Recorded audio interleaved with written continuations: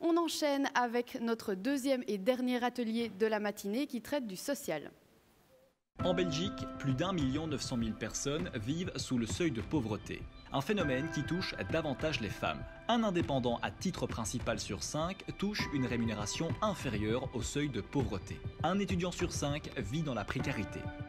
Et si la solution se trouvait dans le revenu universel? L'EMR propose de réfléchir à un revenu universel de base. Le montant serait de 1 187 € par mois, ce qui correspond au seuil de pauvreté pour une personne isolée en Belgique. Le revenu universel remplacerait certains régimes d'aide sociale dont les prestations sont inférieures. Mais ce modèle est-il compatible avec une vision libérale de la vie en société? Tout de suite, place au débat. Des chiffres interpellants, on l'a vu, et cette proposition qui laissera donc place au débat. On y reviendra dans quelques minutes. Deuxième atelier de la matinée, le social. Vous le savez, on accueille 4 nouvelles personnes sur ce plateau. 2 experts, un élu et Georges-Louis Boucher qui arrivera d'ici quelques secondes. Pour évoquer la question, permettez-moi d'accueillir Madame Estelle Keulemans. Estelle Keulemans, vous êtes secrétaire générale de la FGTB de Bruxelles. Vous êtes désormais en charge des dossiers régionaux bruxellois. Experte en sécurité, vous avez siégé pendant de nombreuses années au sein des comités de gestion des institutions publiques de sécurité sociale. Vous dispensez également un cours à l'ULB sur l'organisation technique et financière de la Sécu. Femme engagée et féministe, vous militez pour une répartition plus juste des richesses, car dites-vous, les sociétés les plus inégalitaires sont aussi les plus violentes. À vos côtés, monsieur Roland Duchâtelet. Bonjour, vous êtes entrepreneur passionné de football, on le sait, vous avez investi dans des clubs belges avant de vous tourner vers l'international. Vous avez notamment fondé en 1997 le parti Vivant, dont la ligne politique tourne principalement autour de l'allocation universelle.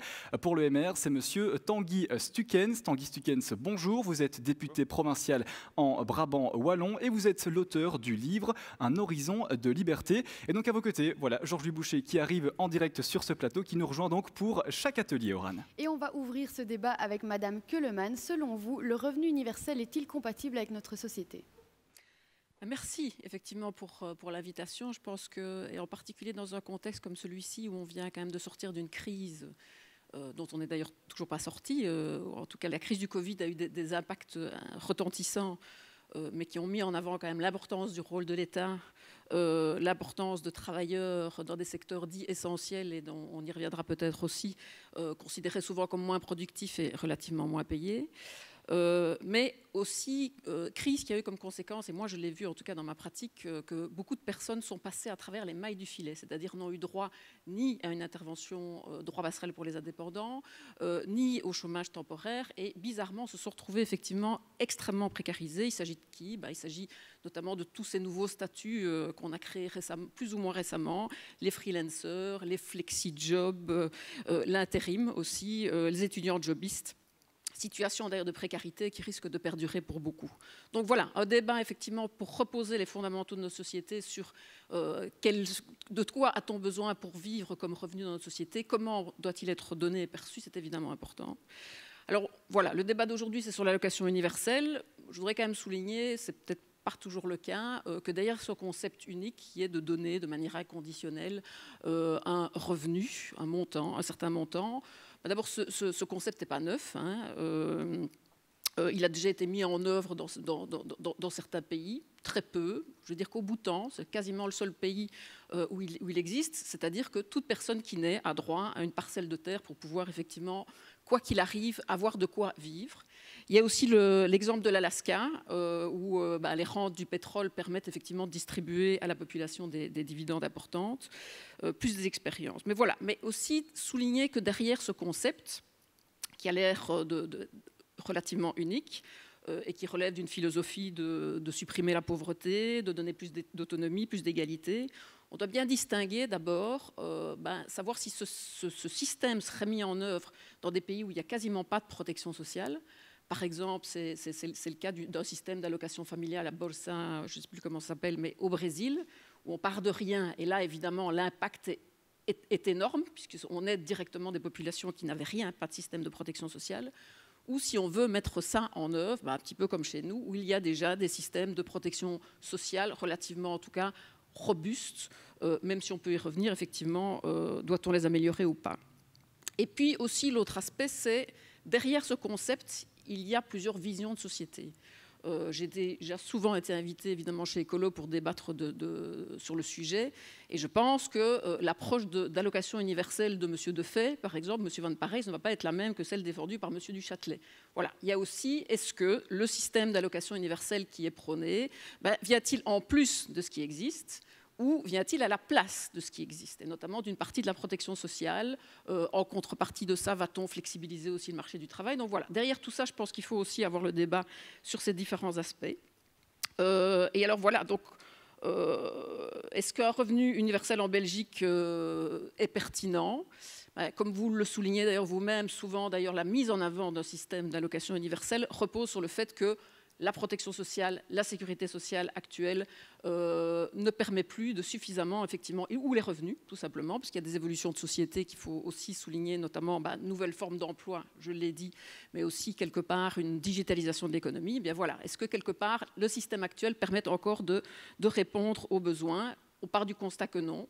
Et donc voilà, la question aussi à se poser peut-être dans ce débat, c'est, et en tout cas ça c'est notre position, doit-on jeter le bébé avec l'eau du bain? C'est-à-dire, doit-on venir avec une proposition nouvelle, ou doit-on finalement améliorer les systèmes existants? Et je ferai un petit peu le parallèle.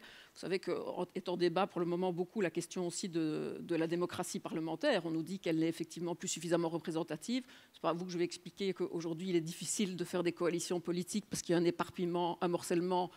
Voilà. Doit-on jeter aussi ce bébé avec l'eau du bain et réinventer le modèle, ou doit-on plutôt repartir de ce qu'on a et le renforcer? À la FGTB, je ne vais pas vous mentir qu'on est plutôt effectivement sur l'idée qu'il faut renforcer l'existant. Je peux vous sortir les chiffres aujourd'hui. Voilà. Donc la sécurité sociale, sans la sécurité sociale et sans les systèmes de protection sociale, aujourd'hui, presque 40% de la population serait en pauvreté. Donc 45% de femmes, donc même si le système d'ailleurs doit être amélioré, notamment sur l'aspect de genre, le moins qu'on puisse dire, c'est qu'il joue déjà son rôle, même si, et c'est vrai, il faut le dire, on a de plus en plus, les mailles du filet et de la protection ont tendance à se distendre. Et la question, donc, doit-on, comme on a fait avec les masques ici, reprendre plutôt, les hommes et les femmes, reprendre leurs grandes aiguilles et retisser des mailles pour rendre, en tout cas, éviter que les personnes passent à travers les mailles du filet. Voilà. Donc, autre aspect aussi dont on parlera peut-être ici, c'est la question du genre. Est-ce qu'une allocation universelle, d'ailleurs je souligne quand même que souvent les femmes sont rarement en train de débattre ou de mettre en avant les questions d'allocation universelle. À nos yeux d'ailleurs ce serait plus un piège pour les femmes qu'autre chose, parce que qui devrait se contenter d'une forme d'allocation universelle et éventuellement se construire des revenus à côté? Voilà, d'autres aspects aussi peut-être en débat aujourd'hui. Puis peut-être plus fondamentalement aussi, je sais que les libéraux sont vraiment très attachés à la question de la liberté. Est-ce que le fait d'octroyer un revenu une fois, d'ailleurs, qui en déterminerait ce montant? Comment évoluerait-il? Voilà. Est-ce que c'est véritablement ça le principe de la liberté? Je n'en suis pas persuadée. Dernier élément, et vous me le permettrez, voilà, le sentiment c'est aussi, il faut savoir que dans la vie rien n'est gratuit. Je reviens sur le débat aussi sur la fiscalité. Qui, finalement, prendrait en charge le financement, puisqu'on sait qu'on va être confronté demain à d'importants déficits budgétaires? Merci beaucoup, Madame Keulemans, pour cet avis bien tranché. On va passer chez vous, Monsieur Duchâtelet. Quelle est votre position sur cet avis? Que répondez-vous à Madame Keulemans? Eh bien, je crois que quand on voit l'évolution de la société, il y a clairement une évolution dans le sens où l'État prend en charge beaucoup plus de responsabilités sociales, ce qui est très bien. Et je crois aussi que la force de l'Europe en général, non seulement la Belgique, mais toute l'Europe, c'est justement d'avoir une forte sécurité sociale. Donc, je suis absolument partisan, comme tous les libéraux d'ailleurs, d'une forte sécurité sociale. Mais il faut en même temps avoir la réflexion de se dire, OK, l'État, qui collecte donc beaucoup d'impôts en Belgique, heureusement, utilise à peu près la moitié de tous ces impôts pour redistribuer cet argent dans la sécurité sociale. Et la question qui se pose alors, quelle est la différence en principe entre des allocations soit à des personnes individuelles ou à des sociétés d'une part, et des taxes, le débat qu'on vient d'avoir tout à l'heure. En fait, les subsides, c'est le contraire des taxes. Et les principes qu'on a évoqués tout à l'heure, pendant toute une heure, qui sont d'ailleurs très intéressants et très justes, à mon avis, s'appliquent également pour tout ce qui est allocation, subside, etc. Soit-il individuel ou à des sociétés, c'est pareil. Il faut de la transparence. Il faut que ce soit efficace. Tout ça est d'application également à ce qui est subside. Et alors, aujourd'hui, les systèmes que l'on connaît au niveau des subsides individuels, ce sont des systèmes qui ont évolué comme en fait les taxes sur le travail depuis 70 ans à peu près déjà, que ça a été créé, recréé, changé, modifié, truc machin, mais ce n'est pas du tout adapté à notre société actuelle. Avant, il y a 70 ans, le travail était considéré comme le moteur de la productivité. On était productif quand on travaillait, et on n'était pas productif quand on ne travaillait pas. Aujourd'hui, je regrette beaucoup, mais ce n'est plus le cas. En fait, la productivité, dans nos entreprises, à nous en tout cas, elle est créée par les robots, les automates, etc. Et ce n'est plus créé par les gens. Et dès lors, beaucoup de gens aussi à Silicon Valley, les gens là-bas commencent à s'inquiéter parce qu'ils se disent, bon, des travailleurs qui gagnent vraiment leur vie en créant de la valeur ajoutée, il y en a de moins en moins. Que va-t-on faire au moment où on va avoir un surplus de travailleurs? Surplus qui existe déjà dans le monde, évidemment, quand on voit tous les Africains qui veulent venir en Europe pour venir profiter de notre bonne sécurité sociale, mais pas seulement de là, de partout, les gens, il y a un surplus aujourd'hui au niveau des travailleurs potentiels. Dès lors, il faut réenvisager le rôle du travail dans notre société. Et effectivement, il faut abaisser drastiquement les taxes sur le travail, mais il faut aussi changer le système de la rétribution et de la redistribution du revenu dans notre société et ne plus lier cette redistribution au travail. Je donne un exemple concret de l'inefficacité actuelle au niveau de ce que les gens qui sont malades touchent. Et ça passe en fait par les médecins. Il y a en Belgique à peu près 50 000 médecins, dont 20 000 généralistes. Et donc, quand on voit ce que ce système coûte, en termes de... il faut aller chez le médecin qui décide que vous êtes malade, puis ça va dans l'entreprise. Le gars de l'entreprise doit enregistrer cela. Et puis, c'est un système qui est très coûteux. On peut tout aussi bien, quand on a un système de revenus de base, par exemple de 1 000 € par mois, dire, voilà, les gens qui sont malades, qui restent à la maison, ils ne doivent plus aller chez le médecin, et ils retombent simplement sur leur allocation universelle, et la partie du salaire qui correspond au travail vient en sus quand ils travaillent pas. Donc il y a tout un système très coûteux et injuste aussi, et avec beaucoup de fraude, qui disparaît quand on a introduit des systèmes tels que le dividende social ou l'allocation universelle. Merci, Monsieur Duchâtelet. Deux choses. On rappelle que l'atelier fiscalité qui a commencé juste avant avec un petit problème de son sera rediffusé d'ici quelques instants aux alentours de 13 h. Et une question aussi au niveau sanitaire. Tous vos micros sont désinfectés en coulisses juste avant le changement des intervenants. La distance de sécurité est respectée entre nous et entre chaque intervenant. Vous le voyez peut-être, des plexiglas sont là pour éviter toute contamination. Voilà, merci à toutes et à tous pour ces explications. Il est maintenant temps de donner la parole à celles et ceux qui nous regardent, à vous qui nous regardez. Le débat va s'ouvrir. On commence avec une question qui nous vient du chat.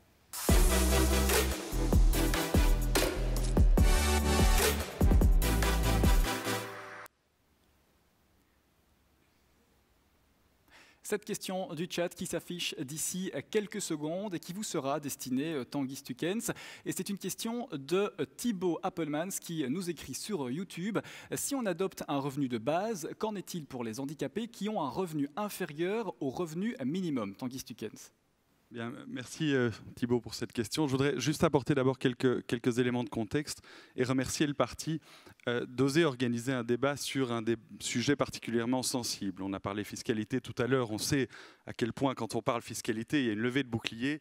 Je crois que quand on parle de protection sociale, on sait à quel point il y a un certain nombre de conservatismes qui peuvent ressurgir. Pourtant, ce débat, il est nécessaire. Il est nécessaire aujourd'hui, et je crois que malheureusement, la crise aujourd'hui a démontré à quel point ce débat était nécessaire pour repenser un modèle de protection sociale qui soit demain plus juste, et qui soit aussi certainement plus en phase, je pense, avec la réalité du monde du travail. Quand je dis plus juste, je pense qu'aujourd'hui, dans le système de protection sociale, qui apparaît comme très généreux, hein, personne ne conteste ça, on sait que tout le monde n'a pas accès de la même manière nécessairement aux mécanismes de protection sociale et qu'il est difficile de s'y retrouver entre les allocations, les primes, les bourses, les chèques, enfin, et les différents niveaux de pouvoir. Alors je sais qu'on est dans un pays compliqué, évidemment il est parfois difficile de s'y retrouver, mais quand on parle de droits individuels et surtout quand on parle d'un filet de protection sociale, parce qu'on parle bien de ça, un filet de protection sociale en cas de chute, chaque individu dans ce pays doit être capable de savoir à quoi il peut s'en tenir et sur quelle solidarité il pourra compter. Je crois que la crise a démontré à quel point toute une catégorie de personnes sont passées entre les mailles du filet de la protection sociale aujourd'hui et n'ont pas eu accès aux aides suffisantes, là où leurs revenus, leur activité professionnelle étaient balayés du jour au lendemain par la crise qu'on a connue ou qu'on connaît encore. Et le deuxième point, c'est d'être en phase avec la réalité du monde du travail. Le monde du travail aujourd'hui n'est plus la réalité du siècle dernier. On sait que les citoyens, les travailleurs, aspirent à plus de flexibilité, aspirent à plus de décloisonnement entre les différents statuts. Je pense que l'allocation universelle, à ce titre-là, peut répondre à une série d'enjeux. On sait que on a parlé, ça a été évoqué par Madame Keulemans, moi je pense que c'est un levier, notamment en termes d'égalité hommes-femmes, pour l'émancipation des individus et l'émancipation notamment évidemment des femmes. Je pense que c'est un levier aussi important pour la jeunesse, qui est de permettre de pouvoir se lancer dans une activité et de bénéficier de cette allocation. Maintenant, pour en venir plus précisément à la question de Thibault, l'allocation universelle peut être présentée sous diverses formes. Il y a différents modèles d'allocation universelle et évidemment le diable est dans les détails. C'est un chantier qu'il faut pouvoir mener. On sait très bien qu'on va devoir arriver à un mécanisme qui sera consensuel, qui fera consensus. Il faut lancer ce chantier au niveau politique, il faut lancer ce chantier avec les partenaires sociaux. Il ne s'agit pas de balayer toutes les aides, toutes les allocations et de renverser la table et de repartir totalement à zéro et d'octroyer uniquement une allocation universelle. Le but est de trouver un mécanisme qui soit plus lisible pour l'ensemble des citoyens, qui soit plus juste, je l'ai dit, et qui évidemment vienne aux personnes qui en ont le plus besoin. C'est évident qu'une personne porteuse d'un handicap, tout dépend aussi du degré du handicap, doit pouvoir avoir le revenu qui lui permet de continuer à vivre dans des conditions d'autonomie le plus possible et évidemment des conditions de dignité. Merci Tanguy Stekens pour ces explications. On passe à la question suivante qui nous vient de Facebook, qui est posée par Stéphane, qui demande: un revenu universel de base doit-il remplacer les allocations de chômage pour les chômeurs de longue durée? Et je vais demander à Madame Keulemans de répondre. Mais moi, je me permets quand même de revenir aussi quand même sur la question précédente par rapport effectivement à l'allocation pour personnes handicapées. La revendication qui était là, serait-il pas logique que les allocations aujourd'hui soient au moins supérieures au seuil de pauvreté, hein? C'est là la première question. Donc à nouveau, même réponse, que ce soit les allocations d'aide sociale ou de sécurité sociale, une de nos revendications, c'est bien celle-là. Sur la simplicité, le diable n'est pas que dans les détails. Enfin, moi, je me méfie. On est bien d'accord que le système, et d'ailleurs la question effectivement pour le chômage de longue durée est très claire. Donc, le but, est-ce que la proposition que vous mettez en avant est une allocation qui, à terme, remplacerait les pensions, les allocations sociales? Parce que est-ce qu'elle est véritablement inconditionnelle, c'est-à-dire est-ce qu'elle viendrait au-dessus d'allocations qui sont aujourd'hui assurantielles ou d'aide sociale? Je m'explique, hein. En sécurité sociale, elles sont assurantielles parce qu'on a contribué, notamment par son travail, pour s'ouvrir des droits. L'aide sociale sont des personnes, comme effectivement les personnes handicapées, qui n'ont pas eu la possibilité de le faire. C'est l'autre filet social, où là, c'est uniquement une condition de revenu qui est prise en charge, qui est prise en compte pour octroyer ces aides. Donc vraiment, la question, et c'est ça le risque d'effet pervers, ne rêvons pas, hein. Jusqu'ici, je pense que personne n'a, ou alors des allocations de 200 €, mais véritablement une allocation qui permet à tout le monde de répondre à l'ensemble de ses besoins et qui viendrait en plus des autres allocations, ça ne me semble en tout cas pas crédible non plus, et certainement, je pense, dans le contexte budgétaire actuel. Donc, on remettrait sur pied, je pense, un système où, quelque part, tout cela viendrait à nouveau en déduction de ce qui existe aujourd'hui, et ça ne simplifierait pas les choses. Mais... Pour bien expliquer, en fait, le système de l'allocation universelle, quand on a une personne qui, aujourd'hui, par exemple, gagne 1 800 € par mois, cette personne aurait par exemple 1 000 € d'allocation universelle et 800 € de revenus du travail. Ça, c'est le système parce qu'effectivement, sinon, ce n'est pas possible budgétairement. Donc, il y a une transition qui s'est faite à un moment donné où une partie du salaire devient une allocation garantie. Et si cette personne décide de quitter son travail, elle quitte avec son allocation universelle. Elle ne perd pas 1 800 € comme ce serait le cas aujourd'hui. Parce qu'une personne qui décide de devenir indépendant n'a pas droit au chômage aujourd'hui, par exemple. Donc, ça permettrait effectivement à des gens qui veulent se lancer en tant qu'indépendants pourraient le faire plus facilement. Maintenant, par rapport au système de l'allocation universelle, il est clair que c'est un système qui sera d'application pour tout le monde, mais en plus, dans certains cas, comme pour les handicapés et d'autres cas, on peut imaginer des compléments, évidemment, mais cela, ce seront par rapport à la situation actuelle où il y a énormément de cas spécifiques, il y aura beaucoup moins de cas spécifiques lorsqu'il y a déjà un seuil important qui existe. Donc ça veut dire qu'au niveau de l'administration de la sécurité sociale, ça devient beaucoup plus simple parce que le nombre de cas spécifiques à traiter sera peut-être de 5%, alors que maintenant, c'est peut-être 80%. Madame Keulemans, on reviendra juste à vous dans quelques instants. Georges-Louis Boucher. Oui, je pense que par rapport à ce qu'on entend, il faut quand même distinguer 3 points. Le premier, c'est le principe. Est-ce qu'on est d'accord que chaque individu a le droit de manger et de se loger ? Si on est d'accord avec ça, philosophiquement, et si quelqu'un est contre, ok, mais philosophiquement, ça veut dire qu'on doit garantir un revenu à chaque individu.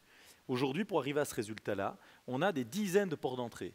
Donc vous allez au CPS, vous devez rentrer un dossier. Mais avant ça, vous venez du chômage, vous allez rentrer un dossier. Puis, si vous voulez un logement social, auprès de la Société de logement social, il faut rentrer un dossier. Mais auprès de l'AIS, il faut encore en rentrer un autre. Avec un peu de chance, le CPS vous demandera encore un deuxième dossier pour spécifiquement le logement. Et peut-être que la commune a aussi des logements qui traînent quelque part. Il faudrait peut-être aussi aller voir l'échevin qui est compétent. Ça n'a aucun sens. Si on est d'accord sur l'objectif, alors qu'on rende ça inconditionnel. C'est comme le débat sur les allocations de chômage, où il y a parfois ce monstre du Loch Ness, est-ce qu'on va les limiter dans le temps ou pas ? Si on les limite dans le temps, c'est juste que la personne revienne au RIS. Alors, qu'est-ce qui serait plus pertinent ? C'est qu'une allocation de chômage, ça doit aider quelqu'un qui est en recherche réelle d'emploi. Il y a des personnes qui, par des conditions de vie, par des difficultés de formation ou autres, sont par certains moments plus nécessairement en recherche active d'emploi.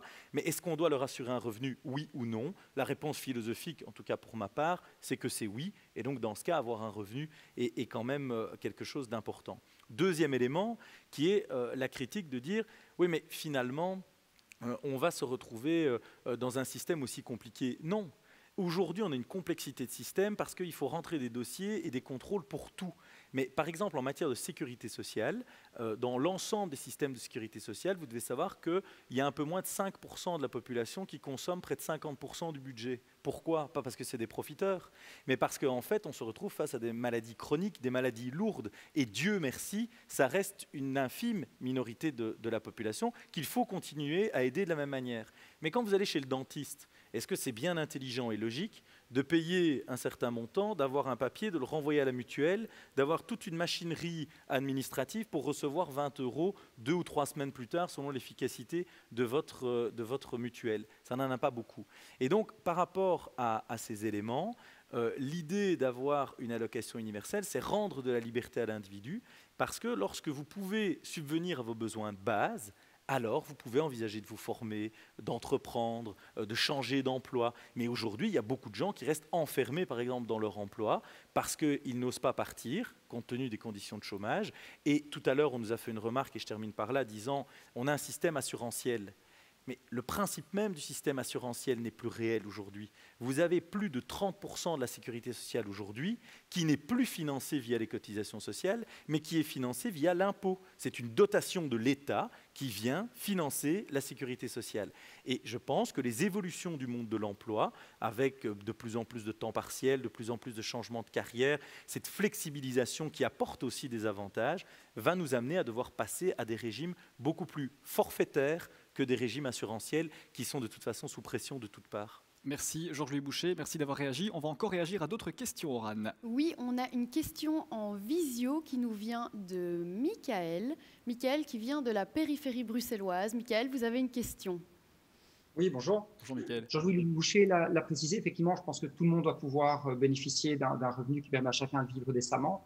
Néanmoins, je me pose quand même la question par rapport à la modification des valeurs quant à la relation au travail, puisqu'on remarque que de plus en plus de gens préfèrent travailler moins pour pouvoir avoir une vie de qualité, ou en tout cas optimaliser la qualité de leur vie. Je me posais la question dans quelle mesure est-ce que l'assistanat, on risque pas de générer plutôt une forme d'assistanat social, donc finalement d'avoir des gens qui n'ont plus envie de produire de richesse, simplement par choix, parce que ça peut être un choix, une idéologie, mais ça peut aussi résulter effectivement de contraintes du type de la discrimination des genres, etc. Et dans quelle mesure est-ce qu'une société qui se veut pérenne peut continuer à fonctionner de manière décente, j'ai envie de dire, s'il n'y a pas une production de richesse, si les gens n'ont pas envie, s'ils ne sont pas incités d'une manière ou d'une autre à vouloir travailler plus, et ça à mettre en parallèle donc à ces fameuses modifications des valeurs. Je vous remercie. Monsieur Duchâtelet, vous voulez réagir? Cette question, en fait, est très pertinente parce qu'en fait, nous vivons maintenant dans un monde qui, grâce à la robotisation, au fait que maintenant on a aussi, même au niveau administratif, avec Excel, le Word et tout ça, la productivité a augmenté d'une façon tellement incroyable qu'on est arrivé, façon de parler, dans le paradis terrestre. C'est-à-dire que dans le monde civilisé, il n'est plus nécessaire que tout un chacun travaille. Ce n'est plus nécessaire. Ça devient une option.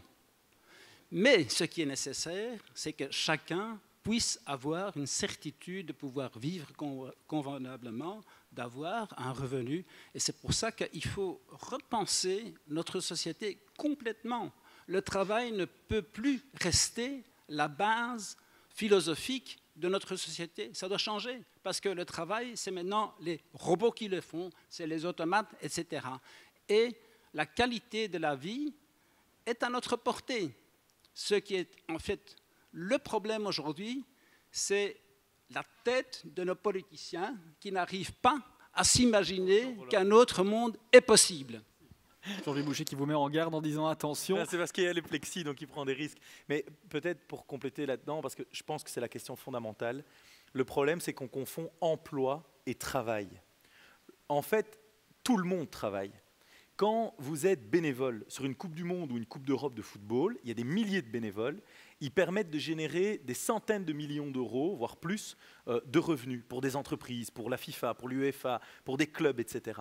Ces gens-là travaillent. Et donc, tout le monde contribue au PIB. Quand vous éduquez vos enfants, quand vous êtes bénévole dans une association, vous contribuez directement ou indirectement au PIB. Mais par contre, l'État ne vous rend rien. À côté de ça, on a tout focalisé sur l'emploi, mais ça peut paraître provocateur, mais il y a parfois des emplois qui sont générateurs de moins de valeur ajoutée que certaines tâches que l'on mène de façon bénévole. On le sait, parfois, dans la fonction publique, à certaines époques, on a eu des tendances à faire des engagements pour limiter le chômage, et alors c'est plus le cas aujourd'hui, les choses se sont perfectionnées, mais parfois, on a quand même une série de tâches où on se dit, est-ce que véritablement il faut un emploi pour mener cette tâche-là? Ça pose aussi toute la question du bien-être au travail, où on a une série de travailleurs qui n'ont plus toujours le sens du travail qu'ils mènent parce que leur emploi ne leur convient pas. Et donc je pense qu'il faut distinguer les deux, et je termine juste sur un point. Si je suis libéral, c'est que j'ai confiance en l'individu.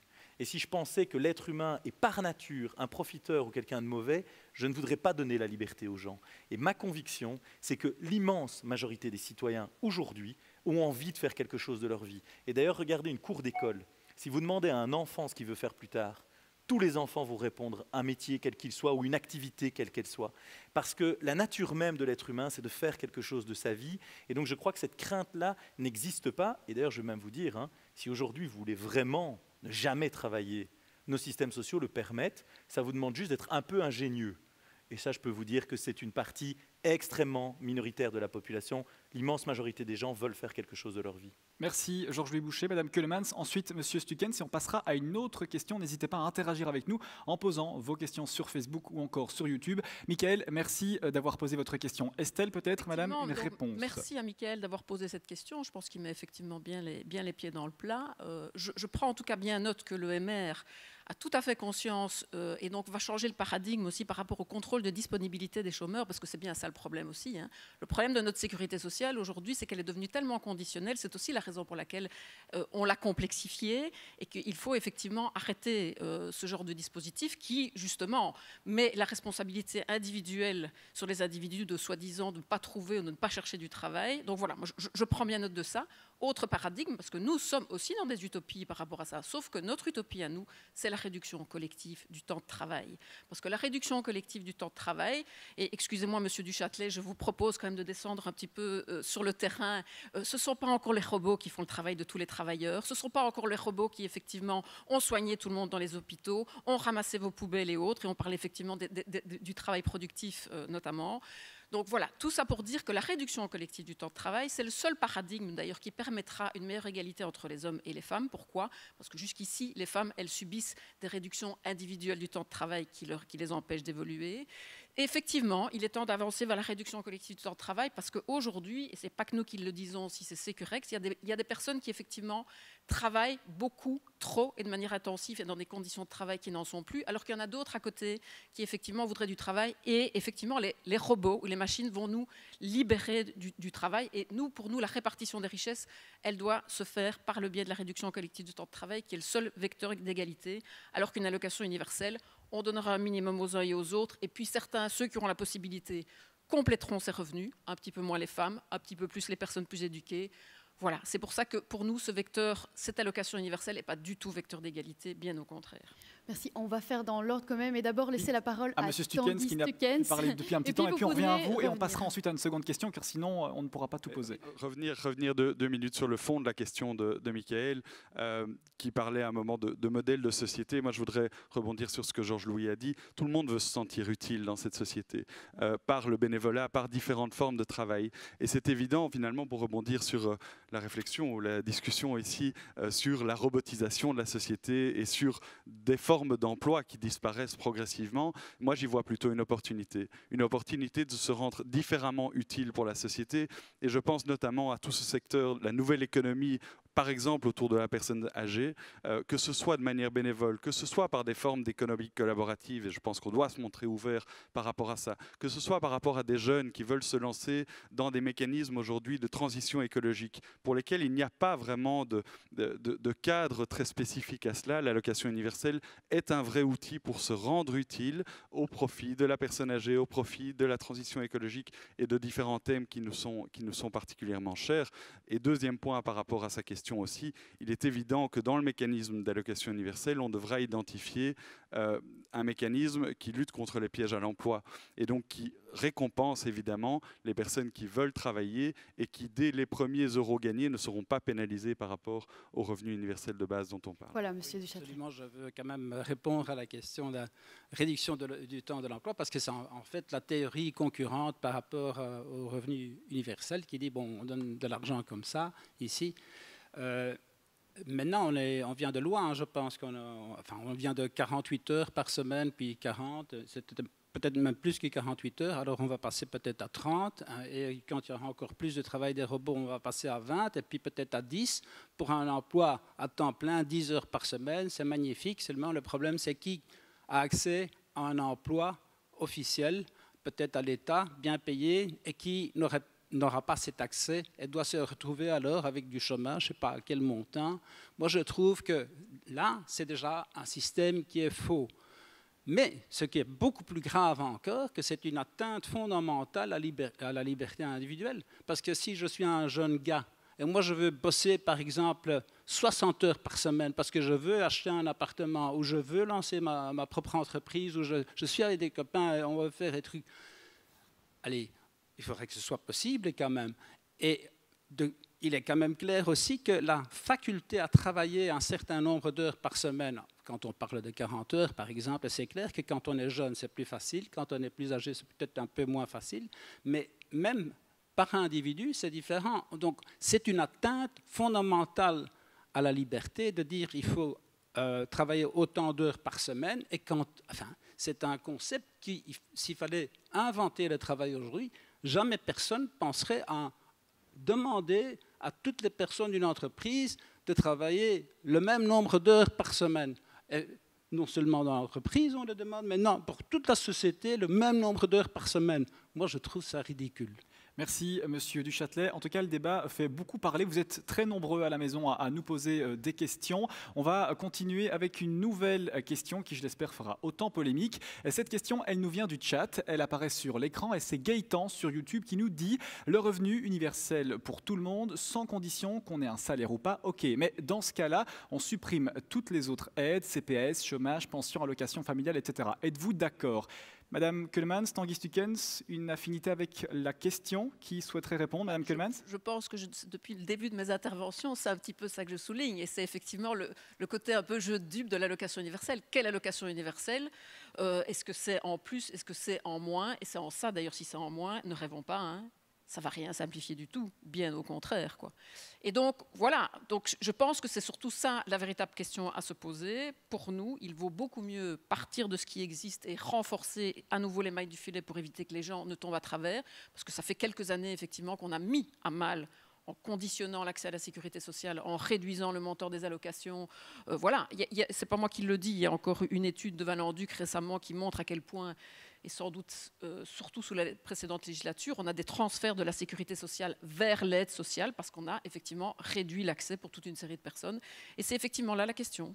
Voilà. Est-ce que c'est un jeu de dupe ou pas, sachant qu'en plus, même quand on travaille, est-ce qu'on va véritablement en bénéficier ou est-ce que quelque part, la fiscalité, parce qu'il faudra quand même bien financer tout ça aussi, ça on revient au débat du départ, hein, parce que ça on doit pouvoir en discuter.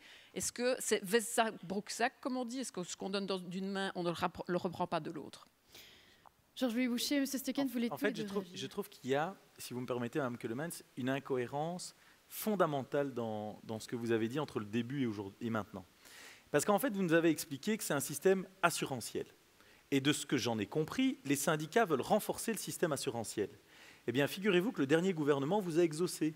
Quand on conditionne beaucoup plus l'accès à la Sécu, c'est pour renforcer le caractère assurantiel. C'est de dire, par exemple, en matière de pension, eh bien, des périodes de chômage, on ne va pas toutes les assimiler comme si vous aviez travaillé, parce que vous n'avez pas travaillé, donc vous n'avez pas cotisé pour votre pension. Quand on allonge la durée de carrière, c'est la même chose. C'est de dire, si vous voulez garder un certain niveau de pension, vous allez devoir travailler plus, parce que si pas, vous ne cotisez pas assez. Et pour le chômage aujourd'hui, il est logique d'avoir des contrôles et des sanctions. Parce qu'on est sur un système de chômage qui normalement est mieux rémunérateur que le RIS et qui vise à activer des personnes en vue qu'elles recherchent rapidement un travail.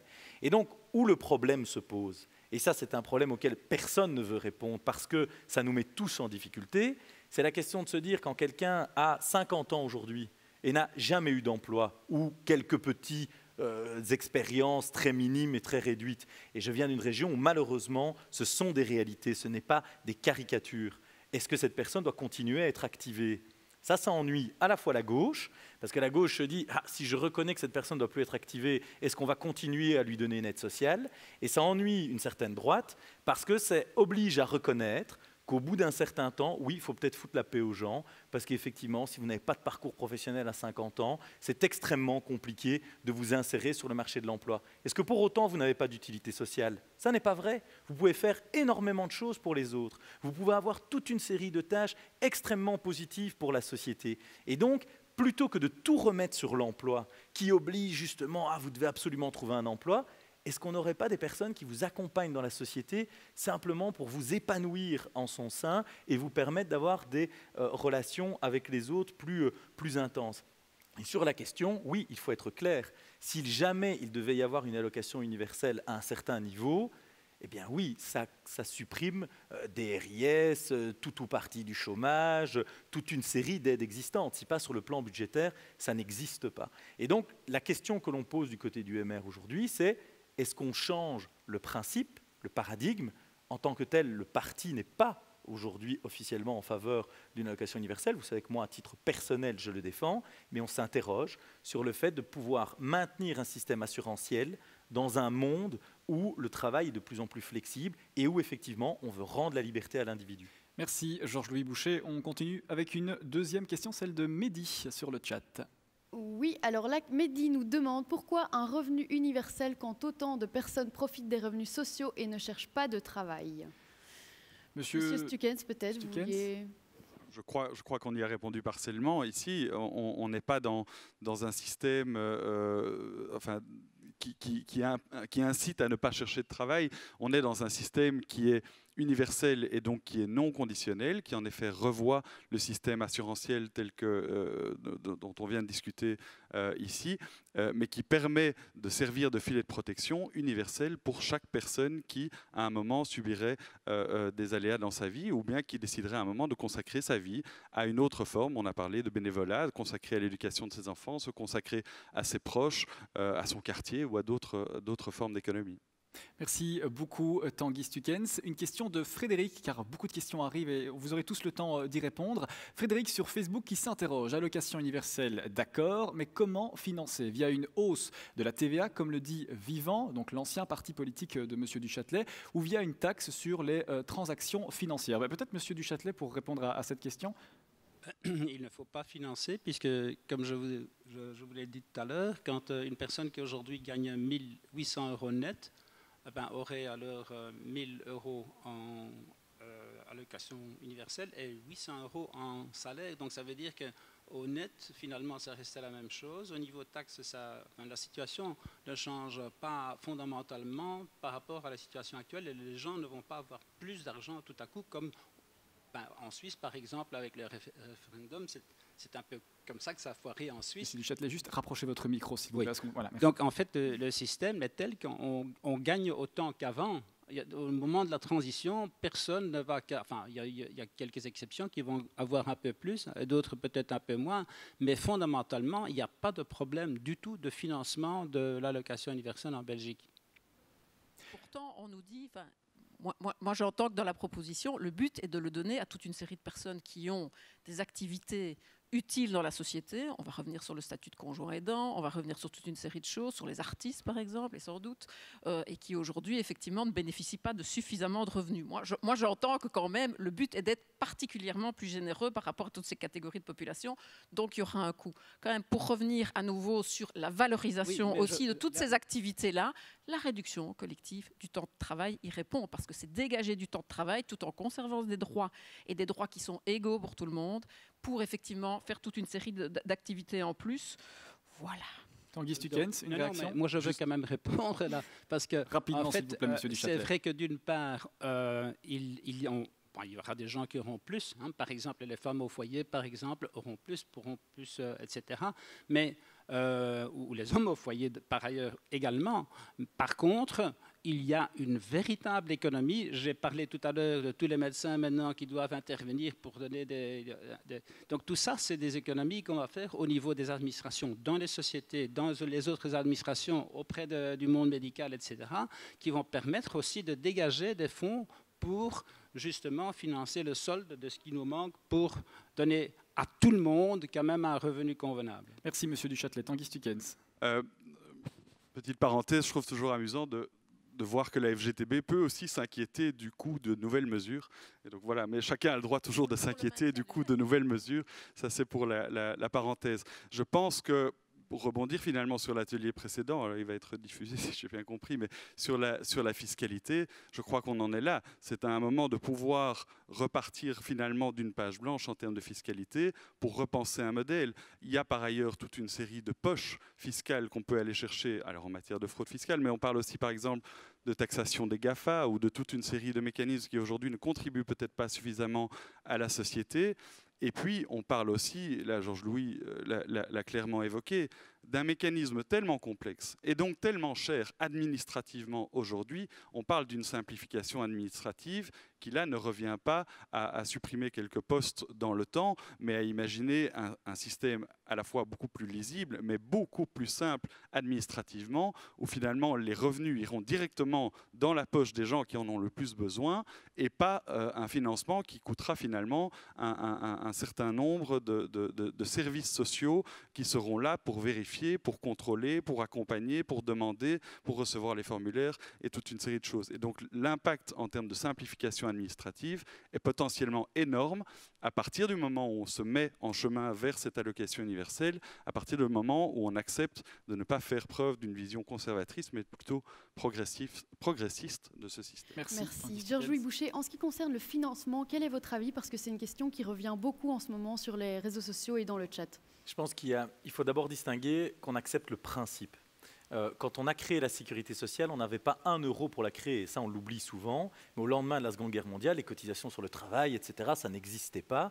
Et donc, à un moment donné, il y en a certains qui ont eu un peu de vision et qui se sont dit, en avant, on crée quelque chose. Donc, partir par le petit bout de la lorgnette, qui est tout le temps l'aspect budgétaire, c'est ce qui sclérose tous nos débats publics depuis 30 ans.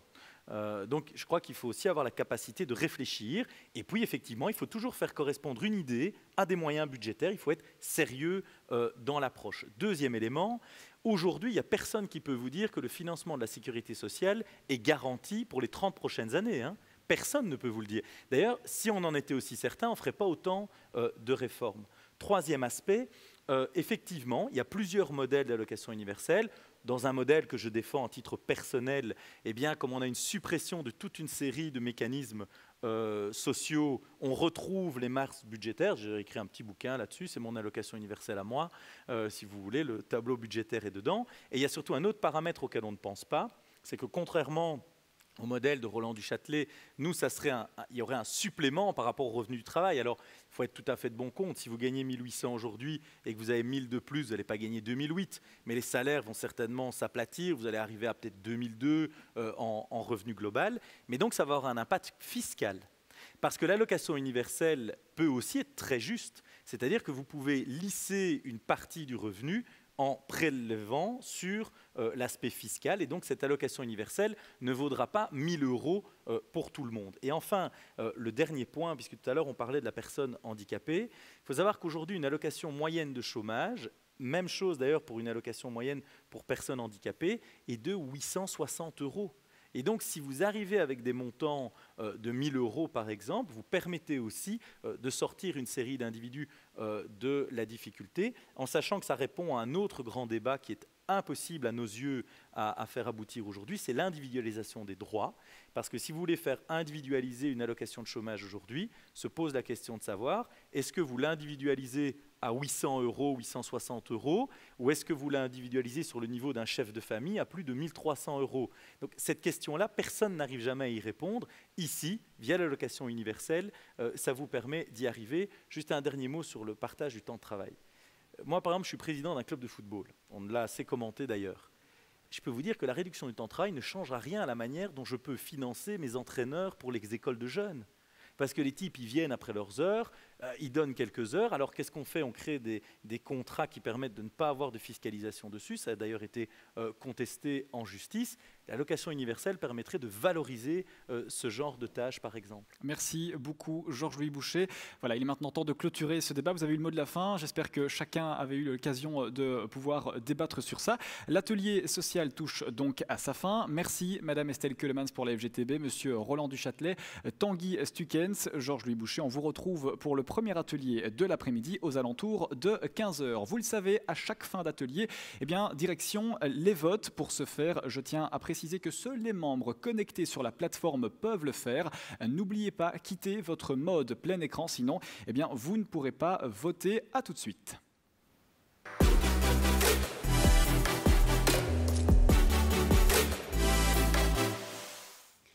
Et voilà, on l'a vu dans cet atelier sur le revenu universel. Quel modèle social pour une vraie justice sociale? C'est la question qui vient de nous occuper durant cette heure de débat. Doit-on renforcer le modèle actuel comme le prône Madame Keulemans? Doit-on changer le système de redistribution des revenus pour ne plus le lier nécessairement au travail comme le demande Monsieur Duchâtelet?